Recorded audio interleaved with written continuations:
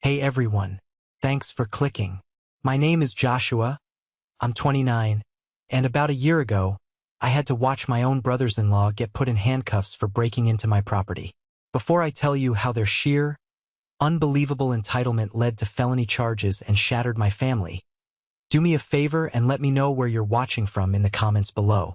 It's always amazing to see how far these stories travel. Alright, let's get into it. The phone call that changed everything came at 1:17 a.m. on a cold Friday night in November. The kind of cold that seeps into your bones. My wife, Clara, and I were dead asleep. The sudden, shrill ring of my phone on the nightstand felt like an alarm bell in a silent house. I fumbled for it, my heart already hammering against my ribs. Late-night calls are never good news. "Hello," I mumbled, my voice thick with sleep. "Mr. Evans? This is Frank Miller." The name snapped me awake instantly. Frank was the property manager I'd hired for my mountain house. A former police chief with a no-nonsense voice that always commanded respect. And right now, his voice was tight, urgent. "Frank? What's going on? Is everything okay?" "I'm afraid not," he said, his words clipped and professional. "The perimeter alarm at your property was triggered about 15 minutes ago. I have a live feed from the security cameras. 2 individuals have forced entry through a side door. The sheriff's department has been dispatched. They're about 5 minutes out." My blood ran cold. 2 individuals? Do you know who they are? I was thinking of local troublemakers, maybe some kids. There was a slight pause on the other end. "Yes, sir, I do. Their faces are clear as day on the camera. I cross-referenced the photos you gave me of your family members, just in case." He took a breath. "It's your brothers-in-law, Mark and Tom." For a second, the world stopped. Couldn't breathe. Felt like a punch to the gut. Mark, my sister Rebecca's husband, and Tom, my sister Sarah's husband. It didn't make sense. It was impossible. But Frank Miller wasn't the kind of man who made mistakes. Clara was sitting up now, her face pale in the faint glow of the streetlights outside our window. "Josh? What is it? What's wrong?" I couldn't form the words. I just held the phone out to her, my hand trembling slightly. I put Frank on speaker. "Frank, can you repeat that?" He did, calmly, factually. "They used bolt cutters on the gate chain, damaged the front door lock before prying open a window to get to the side door. The authorities are on their way. I suggest you and your wife head up here as well, but please drive safely." We hung up. The silence in the room was deafening. Clara just stared at me, her eyes wide with a mixture of shock and a terrible, sad understanding. She knew, just as I did, that this wasn't some random act. This was the nuclear explosion at the end of a long, ugly war I never wanted to fight. As we threw on clothes, my mind was racing, spiraling backwards. This nightmare, this 1 a.m. phone call, it wasn't the beginning. It was the end. The real beginning, the spark that lit the fuse, had happened 3 months earlier, under the hot summer sun, at a family barbecue that went so wrong it felt like a scene from a dark comedy. As I grabbed my car keys, my mind kept screaming one question over and over. How on earth did we get here? Let's rewind 3 months. It was a blistering hot Saturday in August, the kind of day where the air is thick and heavy. My parents, Richard and Eleanor, were hosting their annual summer barbecue. Honestly, I wanted to be anywhere else. These family get-togethers had become a chore, a minefield of passive-aggressive comments and thinly veiled jealousy, mostly from my 2 older sisters, Rebecca and Sarah. Clara felt it too. As we pulled up to my parents' suburban home, she put a hand on my arm. "Ready for this?" she asked, her voice gentle. I forced a smile. "As I'll ever be. Let's just try to survive until the sun goes down." My sisters were stay-at-home moms, married to men, Mark and Tom, who seemed to be in a perpetual state of complaining about their jobs and their finances. I, on the other hand, had done well for myself. I'm a software engineer, and a project I'd led a few years back had resulted in a significant success for my company and a life-changing bonus for me. I didn't flaunt it. Clara and I lived comfortably but modestly. But my success seemed to be a constant source of irritation for my sisters. To them, my comfortable life was an insult to their struggles. We walked into the backyard and the scene was exactly as I'd pictured. My dad, Richard, was manning the grill, a faint, strained smile on his face. My mom, Eleanor, was fluttering around, trying to keep the peace before a war even broke out. And my sisters were huddled together by the patio table, nursing glasses of white wine, while their husbands, Mark and Tom, were already a few beers deep, laughing obnoxiously loud. Their kids, 5 of them in total, ranging from 7 to 11, were running wild, a shrieking tornado of unchecked energy. "Joshua, Clara, you made it!" my mom chirped, her voice a little too bright. She hugged us both. "Wouldn't miss it," I lied. Rebecca, the oldest and the certified golden child of the family, gave us a look up and down. "Oh look, the power couple has arrived," she said, her tone dripping with sarcasm. "Nice shirt, Josh. Must have cost a fortune." It was a simple polo shirt, but with Rebecca everything was a comment on money. "It was on sale, Rebecca," Clara said smoothly, refusing to take the bait. The afternoon crawled by. I tried to make small talk with my dad about the weather. I helped my mom bring out the potato salad, but I could feel the tension simmering just beneath the surface. Mark and Tom kept making loud jokes about my cushy office job while they had to do real work. Sarah chimed in, complaining about how they couldn't afford a real vacation this year, while staring pointedly at me. The whole time, their kids were a menace. They were throwing water balloons, nearly hitting my elderly aunt. They were chasing my parents' small dog, making it yelp in fear. And my sisters did nothing. They just sat there, sipping their wine, occasionally yelling a half-hearted, "Hey, cut it out," without even looking up. It was their parenting philosophy. Ignore the problem until it goes away or someone else deals with it. Clara and I exchanged a look. It was the same look we always shared at these events.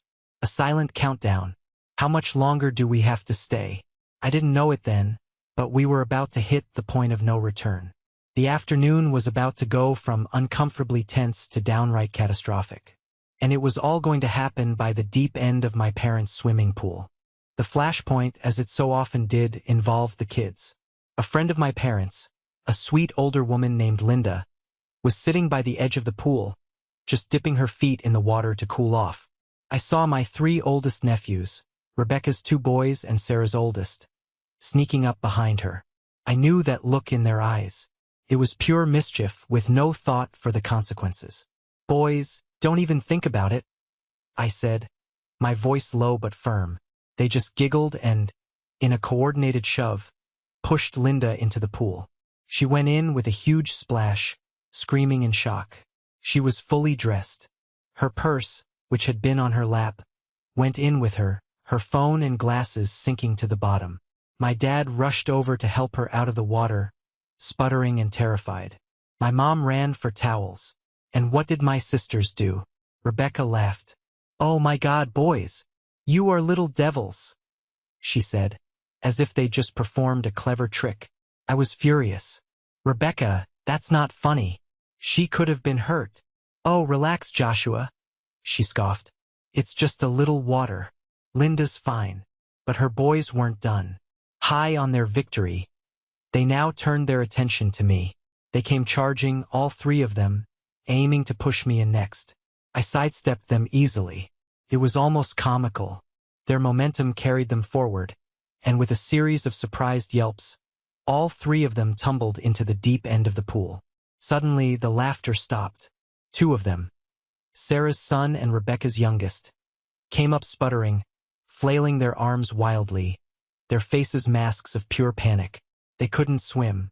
"Help! I can't swim!" one of them choked out, swallowing water. Now, let me be clear. I'm a strong swimmer. I could have been in that water in 2 seconds. But I was wearing my work phone, my wallet was in my pocket, and more importantly, their parents were standing right there, not 5 feet away. This was their responsibility, not mine. I stood my ground, my arms crossed. Their fathers, Mark and Tom, finally jolted into action, kicking off their sandals and jumping in. They grabbed the spluttering kids and dragged them to the side. The 3rd boy, who could swim, just paddled to the steps, looking embarrassed. The moment they were out, the entire family's rage turned on me. Not on the kids who had started it. Not on the parents who weren't watching them. On me. "What the hell is wrong with you, Joshua?" Rebecca screamed, her face contorted with fury as she hugged her soaking, crying son. "You just stood there. He could have drowned. My son's phone was in his pocket. It's ruined." Sarah shrieked, checking her own son over. "You knocked them in. I saw you." It was so absurd, so completely detached from reality, that I almost laughed. "I didn't touch them. They tried to push me in and fell. And you were standing right here. Why didn't you jump in?" Tom, Sarah's husband, hauled himself out of the pool, dripping and furious. He pointed a trembling finger at me. "This is your fault. You're going to pay for his phone." Mark was even angrier. He stumbled as he tried to climb out, slipped on the wet concrete, and went down hard, scraping his face and knee. He came up with a bloody lip, which only seemed to fuel his rage. He started screaming obscenities at me, blaming me for his fall, for the kids falling in, for everything. That was it. That was the last straw. Clara grabbed my hand. Her knuckles were white. "We're leaving," she said, her voice like ice. "Yeah, you better run." Rebecca yelled after us as we walked away from the chaos, past my parents who just stood there, frozen and silent. As we got in the car, the adrenaline started to fade, replaced by a deep, weary anger. It wasn't about the ruined phones or the scraped knee. It was about the complete, pathological refusal of my sisters and their husbands to ever take responsibility for anything. In their world, nothing was ever their fault. And I was always the most convenient scapegoat. Clara looked over at me, her eyes filled with a pained frustration I knew all too well. "You can't keep doing this, Josh," she said softly. "You can't keep letting them treat you like this." She was right. Something had to change. I just had no idea how seismic that change was about to be. The fallout from the barbecue was immediate and predictable. That same evening, my phone buzzed with a notification. Rebecca had created a new family group chat titled, "Joshua's Awful Behavior." The messages that followed were a torrent of vitriol. I was selfish. I was arrogant. I was a danger to my own nephews. Sarah chimed in, demanding I send her money for a new phone for her son immediately. It was a digital firing squad and I was the target. I didn't respond. I just muted the chat and threw my phone on the couch. Clara and I decided we were done. We were taking a break from my family. No calls, no texts. We needed space. A few days later, my dad called. His voice was tired. "Josh, your mother and I need you to come over. We're having the girls and their husbands over to talk this out." "Dad, there's nothing to talk about," I said flatly. "I'm not interested in being their punching bag anymore. We're done." "Please, Joshua," he pleaded. "Just come. I need you to be here." There was something in his voice, a mix of exhaustion and resolve, that made me agree. Clara and I went, presenting a united front. When we arrived, my sisters and their husbands were already there, sitting in the living room like a tribunal, their faces set in grim, self-righteous expressions. My mom started wringing her hands. "We just need to find a way to move past this." Rebecca cut her off. "What we need is an apology from Joshua," she declared. "And he needs to pay for the damages. Tom has already sent him the bill for the new phone." I just stared at her. The audacity was breathtaking. Before I could say anything, my dad held up a hand. "Enough." The word cut through the tension in the room. He rarely raised his voice, and when he did, everyone listened. He looked at Rebecca and Sarah, and for the first time in a long time, I didn't see a passive father trying to keep the peace. I saw a man who had reached his limit. "There will be no more talk of apologies or paying for anything," he said, his voice dangerously quiet. "Your children's behavior was appalling. Your behavior was worse. Frankly, I'm ashamed." My sisters looked like they'd been slapped. "But Dad," Sarah started. I said, "Enough," he repeated. He then turned to me. "Joshua, I'm sorry. I'm sorry we let it get to that point. It won't happen again. He then looked back at my sisters. And since you two seem to have such a profound misunderstanding of what belongs to you and what doesn't, I think it's time we cleared something up. He paused, letting the silence hang in the air. The mountain house, he said, his eyes locking onto Rebecca's. The place you all use for ski trips in the winter and lake weekends in the summer. The place you treat like your own personal resort. Rebecca puffed up her chest. What about it? It's the family vacation home. My dad shook his head slowly. No, it's not. He took a deep breath. And then he dropped the bomb. I didn't buy that house. Your mother and I couldn't afford a place like that. Joshua bought it. It's his property. Every square inch of it. The deed is in his name and his alone. He bought it for us to use in our retirement as a gift. A gift that you have all been abusing for years. The silence that followed was absolute. You could have heard a pin drop.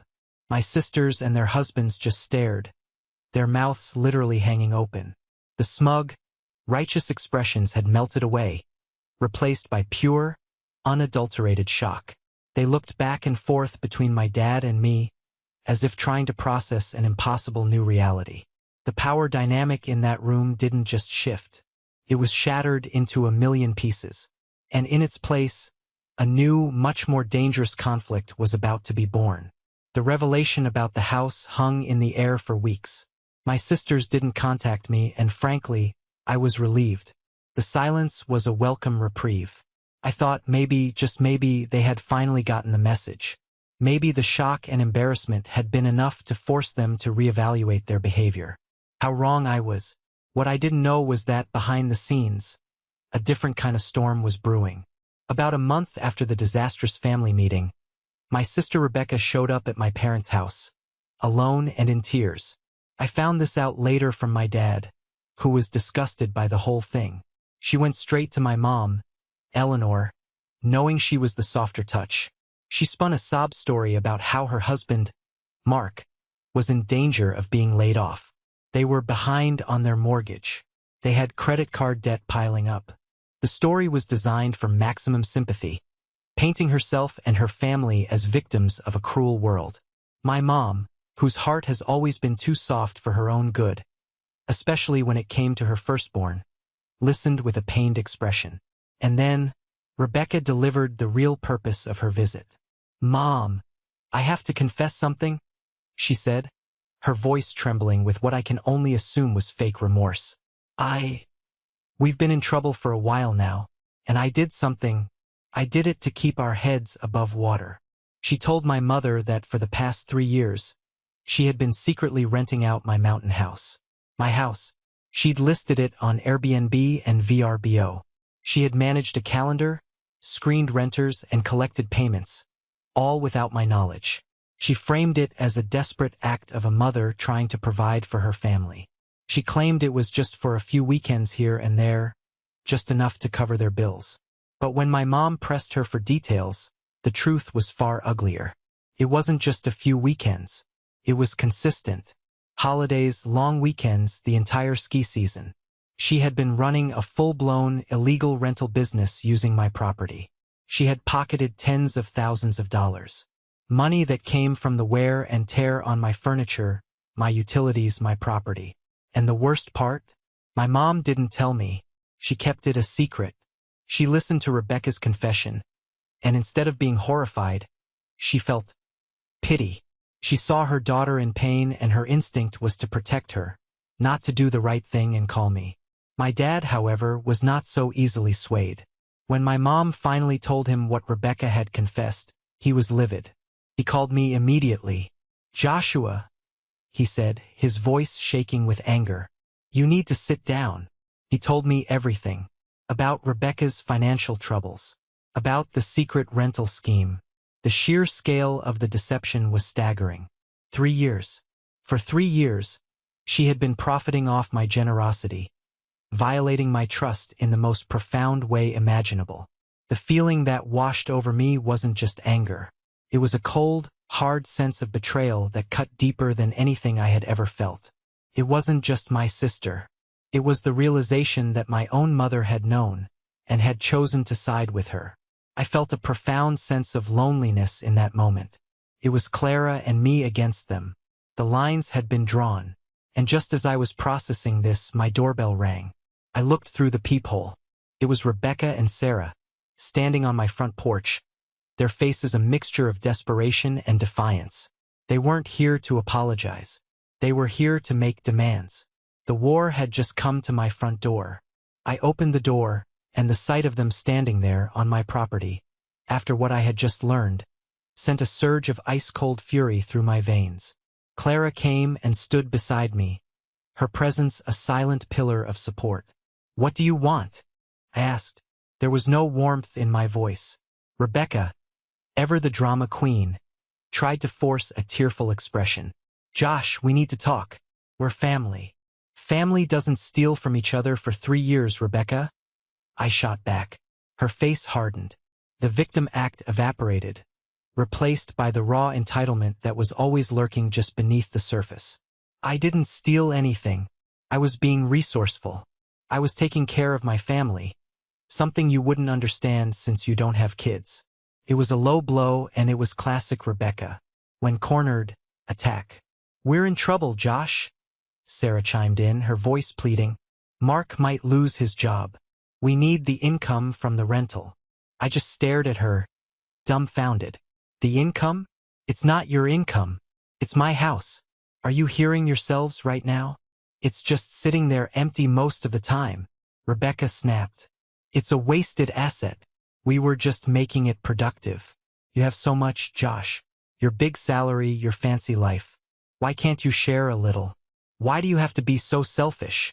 The hypocrisy was so thick I could barely breathe. She had stolen thousands of dollars from me, and she was calling me selfish.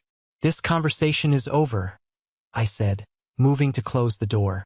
Rebecca put her hand out to stop it. Her eyes were wild. "No, you don't understand. It's not just about the rental income anymore. Mark and we were counting on that money for the kids' college fund. You can't just cut that off. You owe them that." That was the moment something inside me broke. The sheer, astronomical gall of that statement. That I, the person she had stolen from, now owed her children a college education.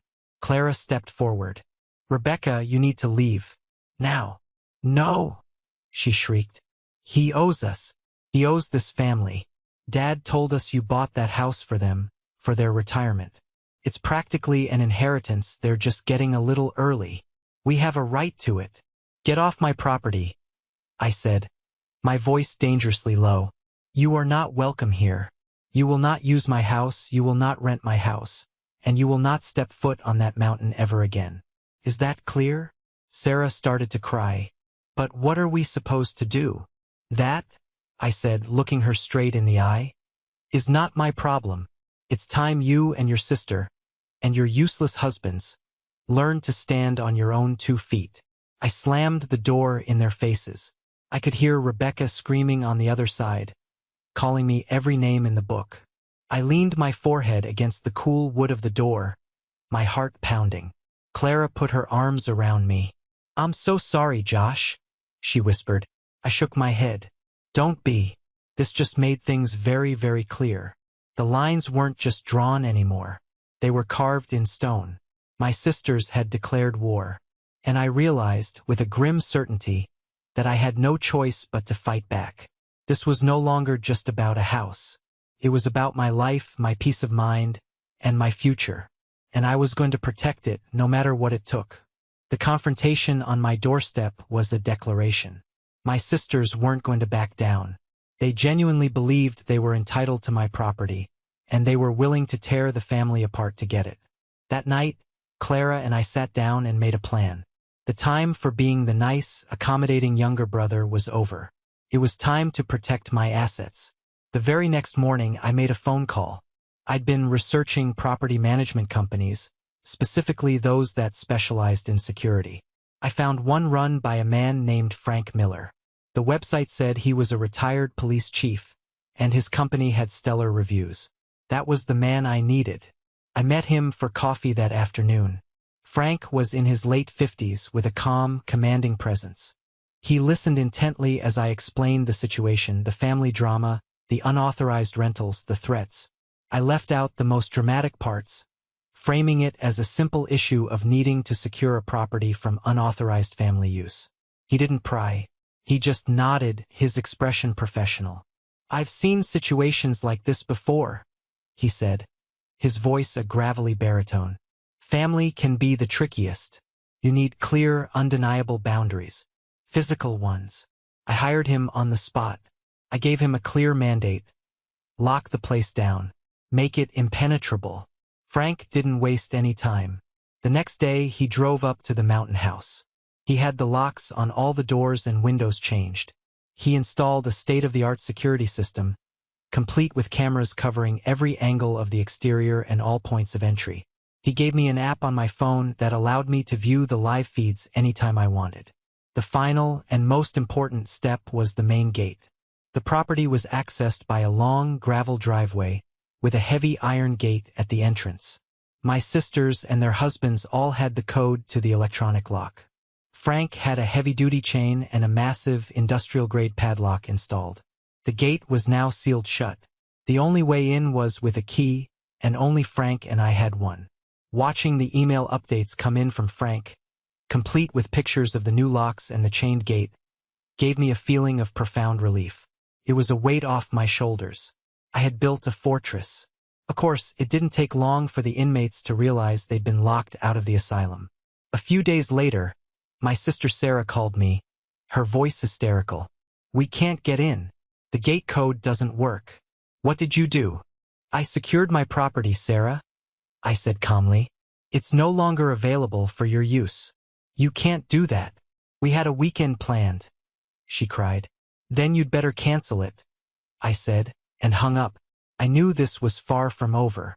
I was simply reinforcing my position. But I had underestimated how desperate and how stupid my brothers-in-law were about to become. The physical boundaries had been set. Now they were about to cross a line that would take this family feud into the realm of criminal law. The fortress was built. The siege was about to begin. The new locks and chained gate sent a clear message, but it was one my sisters and their husbands refused to accept. The pushback came not from my sisters this time, but directly from their husbands. And it was ugly. The call came to my office line. I was in the middle of a meeting, and I saw the name Mark flash on my phone's caller ID. I don't know why I answered it. Maybe I felt I needed to face it head-on. I excused myself and stepped into the hallway.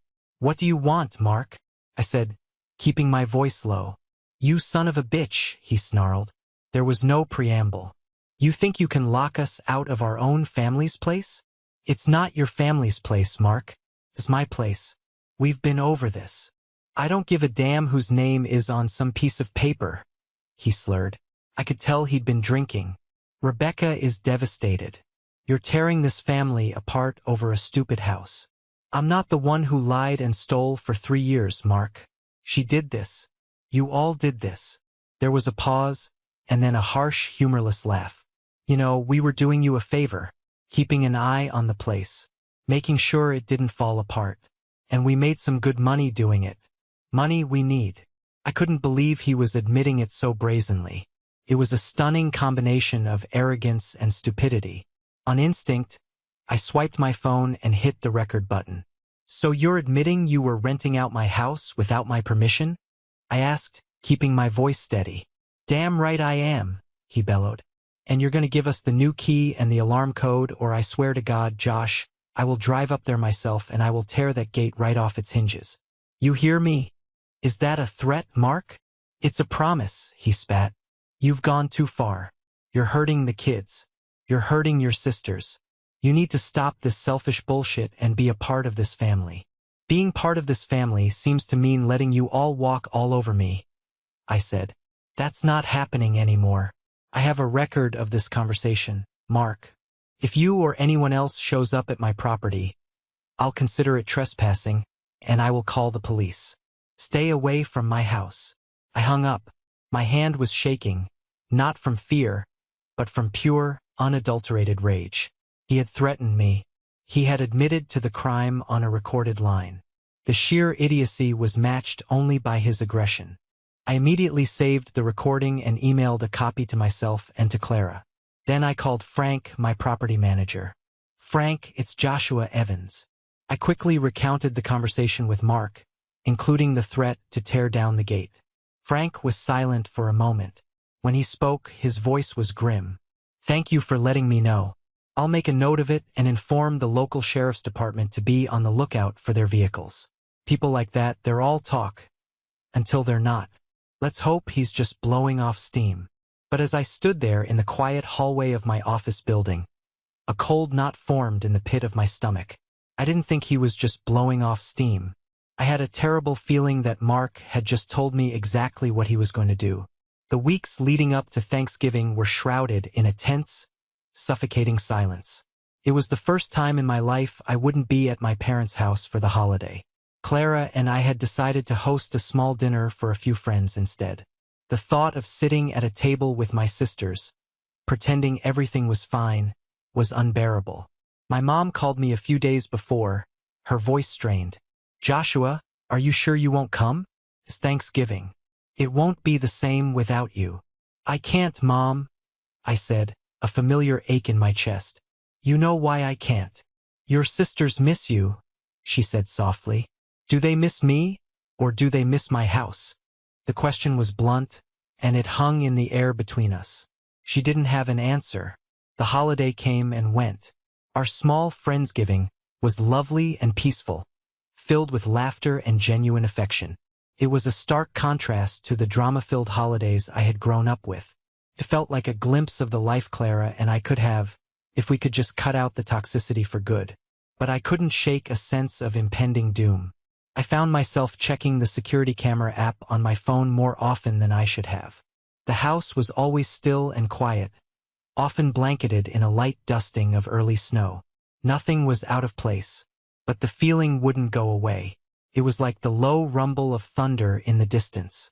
You know the storm is coming, you just don't know when it will hit. The day after Thanksgiving, Black Friday, passed without incident. I started to let myself relax. Maybe Mark's threats really were just drunken bluster. Maybe they had finally given up.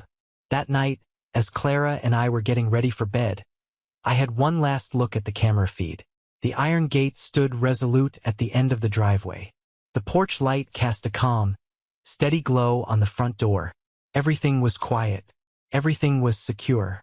I turned off my phone and went to sleep, completely unaware that just a few hours later, that peace would be shattered, and my family would cross a line from which there was no return.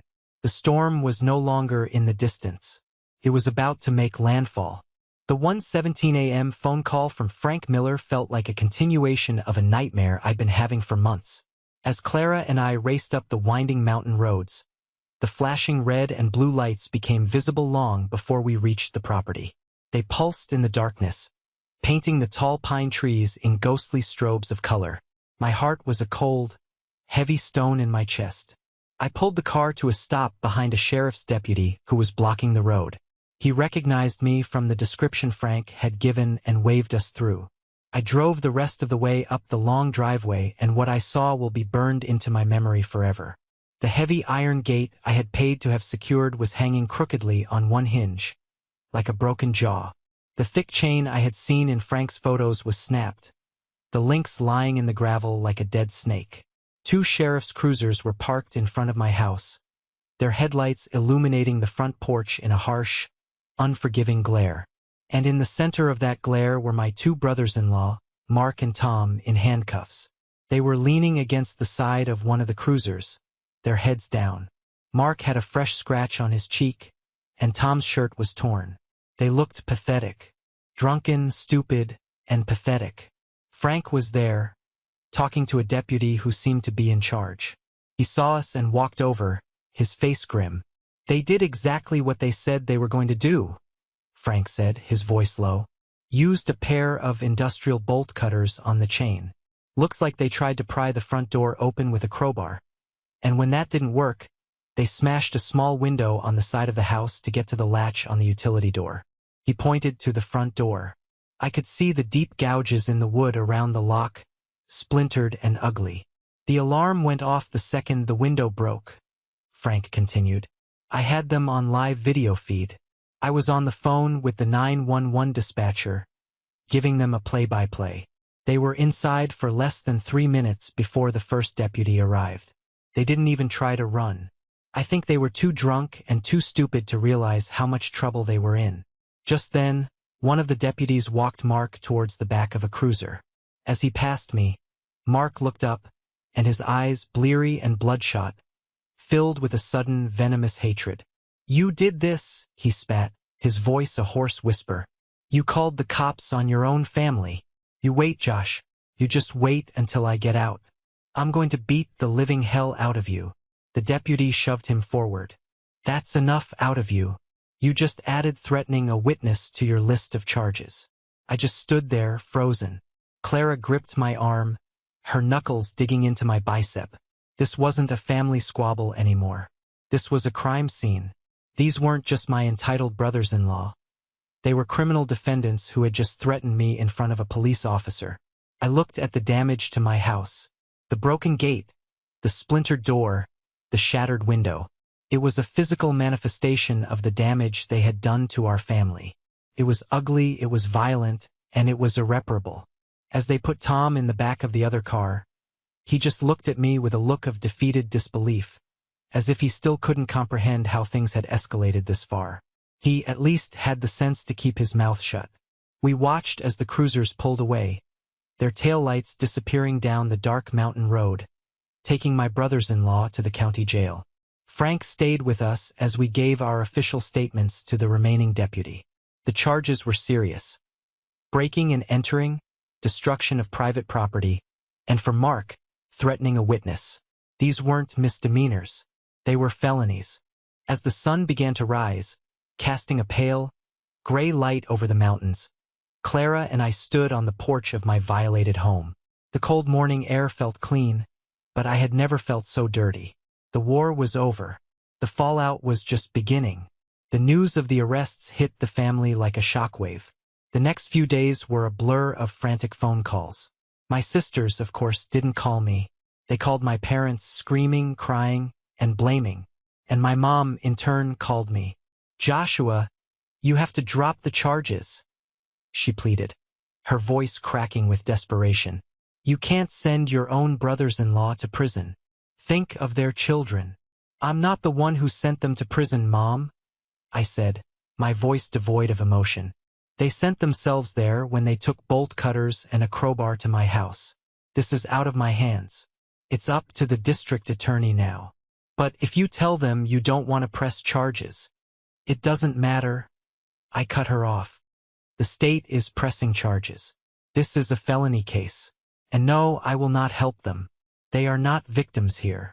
I hired a lawyer the next day, a man named Mr. Harrison, who specialized in property and criminal victim cases. I needed professional guidance. I needed someone in my corner who wasn't emotionally compromised. The bail for Mark and Tom was set high, and my sisters didn't have the money. Their husbands, the supposed breadwinners, sat in jail for 3 days before they managed to scrape together enough for a bail bondsman. A week after their release, my father called. "We're having a family meeting," he said. It wasn't a request.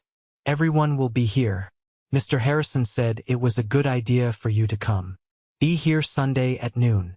Clara and I walked into my parents' living room that Sunday, and the atmosphere was thick with hostility.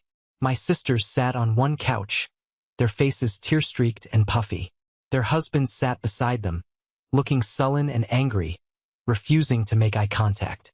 My parents sat in their armchairs, looking 100 years old.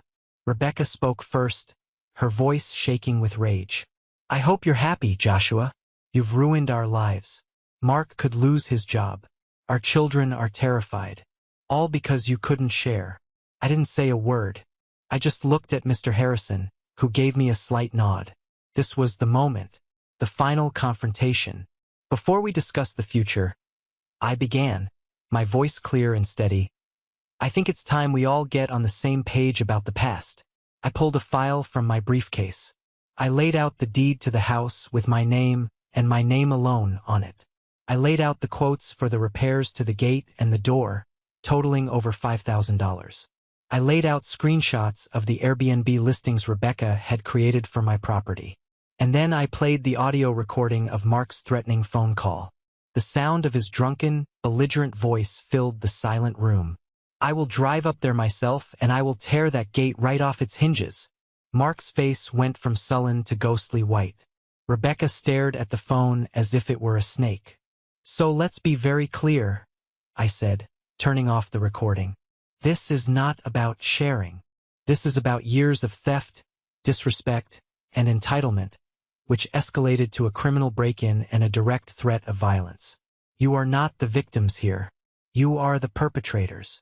Rebecca started sobbing. "But we were desperate. You have so much. That house. It was a thank you for all your success, right? A little perk from your job." I looked her dead in the eye. It was time for the final truth. The one I had held back for years because I knew it would hurt. "You really want to know where the money for that house came from, Rebecca?"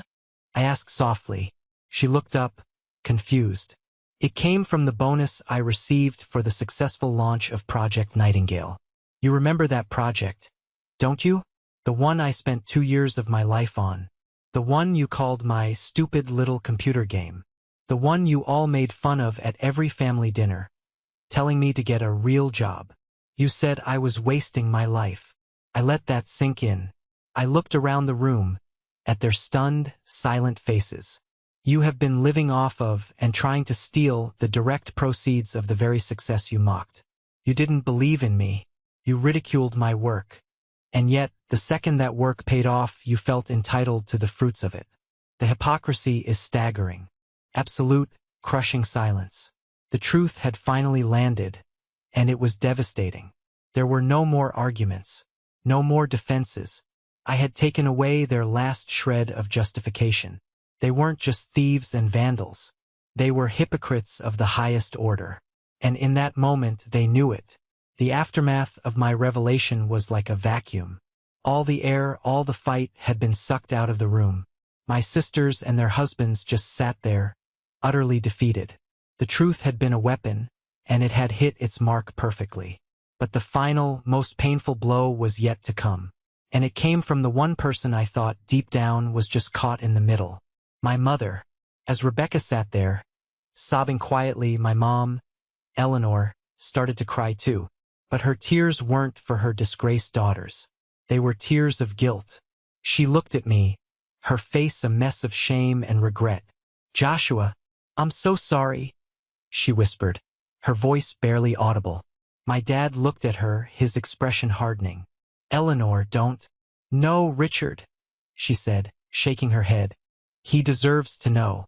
They all deserve to know the whole truth." She took a ragged breath. "I knew," she said, looking directly at me. "I knew Rebecca was renting the house out. She didn't tell me 3 months ago. She told me over a year ago." The blood drained from my face. Clara reached over and squeezed my hand, her grip like a vice. My mom continued, the words tumbling out in a rush of confession. "She told me they were in trouble. She swore it was just for a little while.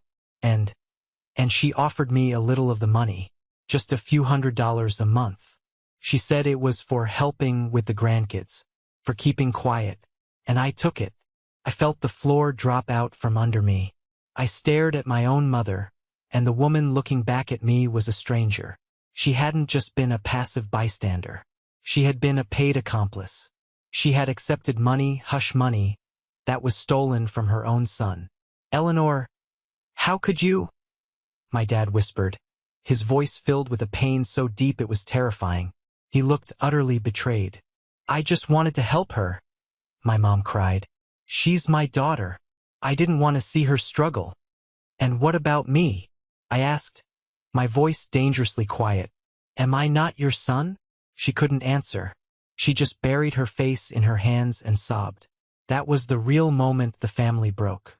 It wasn't the break-in. It wasn't the arrests. It was this quiet, devastating confession. The knowledge that my own mother's loyalty had been for sale, and my sister had bought it on the cheap. The favoritism I had felt my whole life wasn't just in my head. It was real, and it had a price tag. Mr. Harrison, my lawyer, cleared his throat, bringing us back to the grim reality of the situation. "Perhaps," he said gently, "we should discuss the terms of the legal agreement." The room was cold. The illusion of family had been shattered, replaced by the harsh, transactional language of the law. There was no going back from this. With the emotional wreckage of my mother's confession laid bare, Mr. Harrison took control of the room. The tone shifted from family drama to legal negotiation. He laid out the terms of the deal I was offering. It was simple and it was non-negotiable. "First," he began, his voice calm and authoritative, "my client will not be seeking civil damages beyond the cost of repairs, which is $5,280. A certified check for that amount will be delivered to my office within 1 week." He paused, looking at Mark and Tom. "Second, you will both write a formal letter of apology to Mr. and Mrs. Evans." He then slid a document across the coffee table. "Third, and most importantly, you will all sign this legally binding agreement. It is, in essence, a restraining order. You will agree to have no contact, direct or indirect, with my client or his wife. No phone calls, no emails, no showing up at their home or workplace. Any violation of this agreement will be reported to the police immediately." Rebecca's head snapped up. "No contact? Forever? He can't do that." "He can, and he is," Mr. Harrison said flatly. "This is the price of his cooperation with the district attorney's office." He explained the final piece. "If they signed the agreement, paid for the damages, and wrote the apologies, I would speak to the prosecutor. I would explain that while the crime was serious, my primary concern was my family's future safety and peace. I would support a plea bargain that would reduce the felony charges to a misdemeanor trespassing charge, likely resulting in probation and a hefty fine, but no jail time. If you refuse to sign," Mr. Harrison concluded, "then my client will fully cooperate with the prosecution.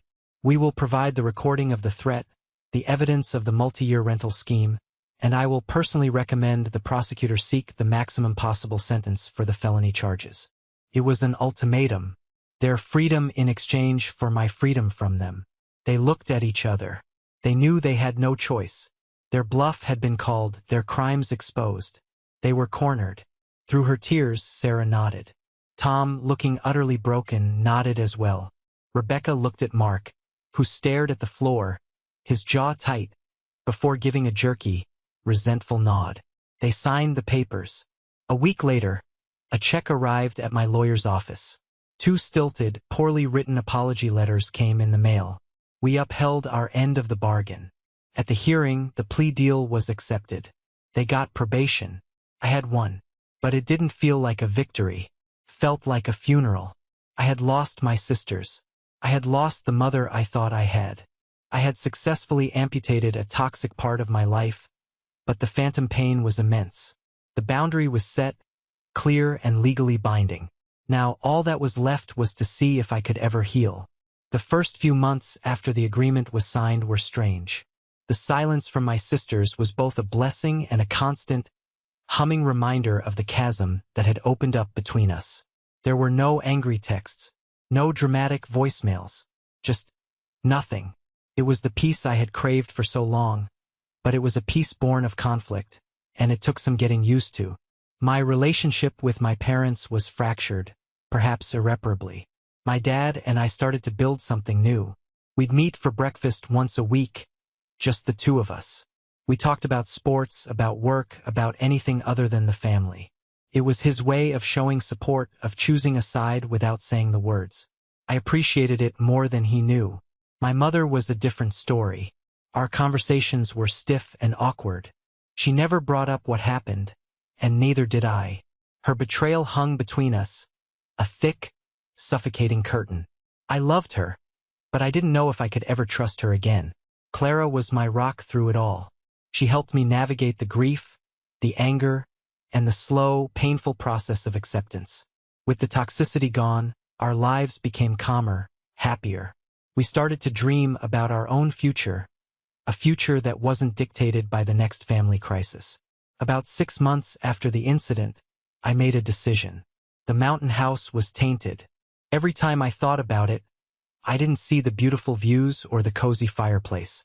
I saw a broken gate, a splintered door, and the faces of my brothers-in-law in handcuffs.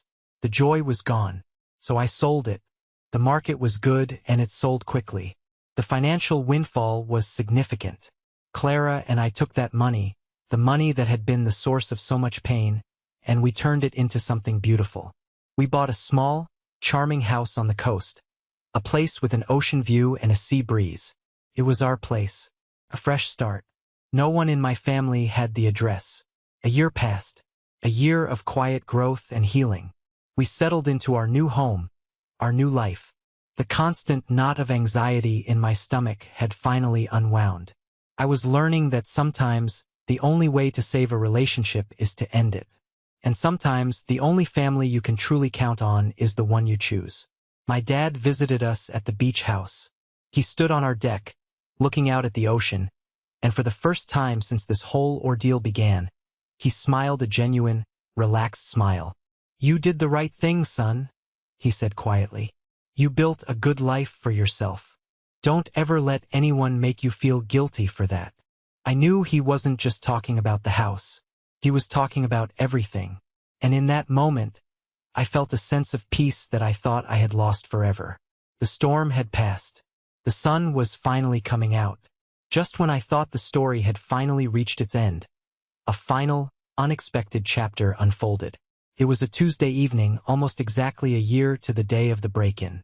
Clara and I were making dinner, and my phone buzzed with a text from an unknown number. Normally, I would ignore it, but something made me look. The message read, "Joshua, it's Tom, Sarah's husband. I know I have no right to contact you, and if you block this number, I understand. But I have to say something I should have said a year ago. I'm truly, deeply sorry." I stared at the screen, completely stunned. I showed the phone to Clara, whose eyes went wide. I didn't reply, but more messages started coming through. What we did was unforgivable. It was stupid and criminal and wrong. There's no excuse. I've spent the last year on probation in therapy and trying to figure out how I became the kind of man who would do something like that. I'm not writing to ask for your forgiveness. I don't deserve it. I'm writing because there's something you need to know. Something that might explain but not excuse how things got so crazy. My curiosity got the better of me. I typed a single word back. "What?" The reply came almost instantly. It was Rebecca. All of it. For years, she's been playing a game nonstop. She wasn't just entitled. She was manipulative on a level I didn't understand until it was too late. She was constantly in Sarah's ear, in my ear, in your mom's ear, twisting things. She would tell us stories. How you'd bragged about your promotion at work. How you'd made fun of our old car. How you thought you were better than all of us. Little lies, little poison darts, day after day, year after year. She made you out to be the villain long before the house was even an issue. She pitted everyone against you. She told your mom that you were planning to sell the house and not give them a dime, which is what made your mom so scared and willing to go along with the rental scheme. She told Sarah that you'd called her kids brats after the pool party. Lie after lie. The rental thing was her idea. The confrontation at your house was her idea. Even the break-in. It was her egging Mark on, telling him you were laughing at them, that you wouldn't dare call the cops on family. She convinced him it was the only way to show you who was boss. I'm not trying to shift blame. I'm a grown man. I made my own choices. But I was a fool and I was played by a master. Sarah and I are in marriage counseling. We might not make it. Mark and Rebecca are getting a divorce. The financial pressure and the legal trouble broke them. She's fighting him for custody of the kids right now. I just thought you should know. The monster in your story wasn't just entitlement. It had a name. And it was Rebecca. I read the messages out loud to Clara. We just stood there in our kitchen. The setting sun painting the room in orange and gold. It all made a sickening kind of sense. The sheer venom, the coordinated attacks, the way my mother had so easily turned against me. It hadn't been a spontaneous combustion of jealousy.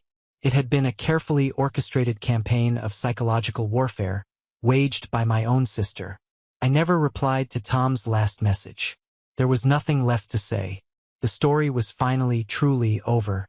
I finally had the last piece of the puzzle. It didn't change what happened, but it reframed it. It gave me a strange, sad sense of closure. My golden child sister hadn't just been entitled. She had been a saboteur, and she had succeeded in burning her own life and our family to the ground. So that's the story. That's how a family barbecue ended with felony charges, a restraining order, and a family torn apart forever. It's been another year since I got that last text from Tom. Life is quiet now. It's peaceful. Clara and I have our home by the sea. My dad visits often. I'm civil with my mom, but the warmth, the trust, that's a wound that may never fully heal. I have no contact with my sisters, and I have no desire to change that. I think about it all sometimes, usually when I'm looking out at the ocean. I think about how easily things can be broken, how trust, once shattered, is almost impossible to piece back together. I learned a hard lesson. Your family is supposed to be your safe harbor, but sometimes it's the storm, and sailing away, as painful as it is the only way to survive. Setting that final boundary, the one backed by the force of law, was the hardest and best thing I ever did. It cost me my family, but it gave me my life back. It gave me my peace. And I've come to learn that peace of mind is a currency more valuable than any house, any inheritance, or any misguided sense of familial obligation. It's priceless, and I will never let anyone take it from me again. Thank you for listening to my story. I hope it resonated with you in some way. Have you ever had to make a difficult choice to protect your own peace? Share your story in the comments below. And if you've made it this far, please don't forget to hit that like button and subscribe so you don't miss what I have to share next. Your support truly means the world.